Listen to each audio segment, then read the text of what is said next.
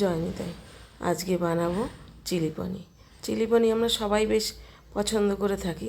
কিভাবে বানাবো চলো একবার দেখে নিচ্ছি। এইখানে দেখো আমি ময়দা নিয়েছি, কর্নফ্লাওয়ার নিয়ে নিচ্ছি 1 চামচ, গোলমরিচের গুঁড়ো দিচ্ছি,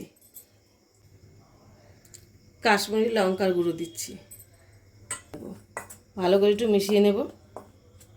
অল্প অল্প জল দিয়ে একটা ব্যাটার রেডি করে নিচ্ছি।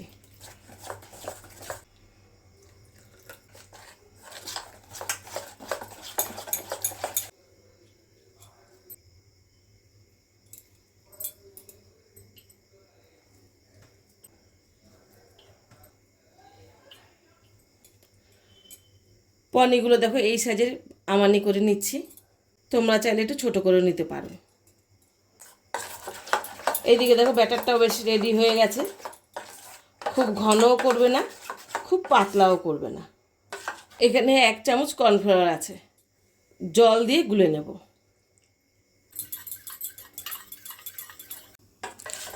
ব্যাটারটা কিন্তু রেডি হয়ে গেছে, পনিরগুলো এর মধ্যে দিয়ে দেব।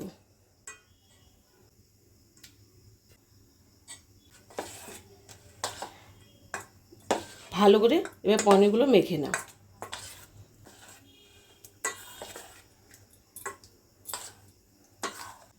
কড়াইতে দেখো সাদা তেল আছে, তেল গরম হয়ে গেছে।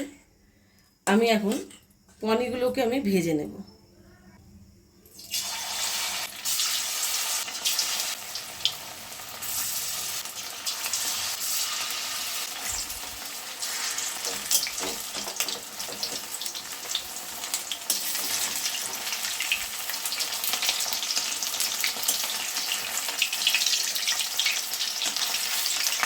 পনিরগুলো আমি ভেজে নিচ্ছি।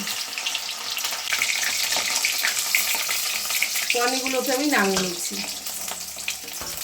কড়াইতে দেখো সামান্য তেল আছে, তেল কিন্তু আমি সবটাই নামিয়ে নিয়েছি। আদা কুচিয়ে রেখেছি, আদা দিয়ে দিচ্ছি। তোমরা চাইলে থেতো করেও নিতে পারো বা গ্রেটারে ঘষে নিলে। এবার দিচ্ছি কাঁচা লঙ্কা,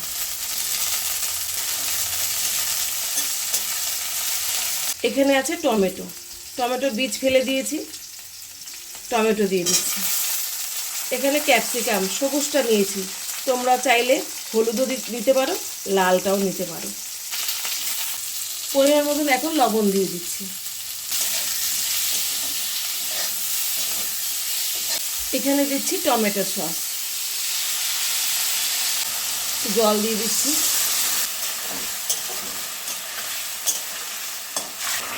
সয়া সস দিয়ে দিচ্ছি।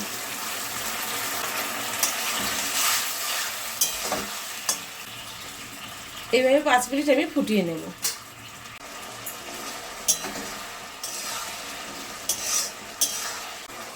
ভেজে রেখেছিলাম পনিরগুলো দিয়ে দিচ্ছি। এখন মশলার সঙ্গে পনিরটা বেশ করে কষিয়ে নেব।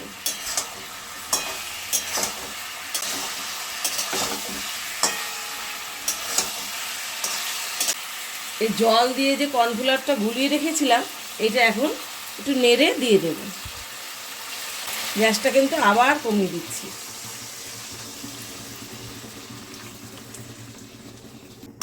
গ্যাস কমিয়ে 2 মিনিট ভালো করে আমি ফুটিয়ে নেব।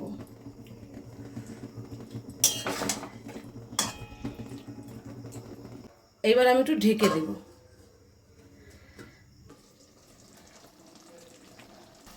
চিলি পনির কিন্তু আমার রেডি হয়ে গেছে, দেখতে পাচ্ছ, সম্পূর্ণ নিরামিষ। ভালো লাগলে লাইক, শেয়ার, কমেন্টসে কিন্তু জানাবে।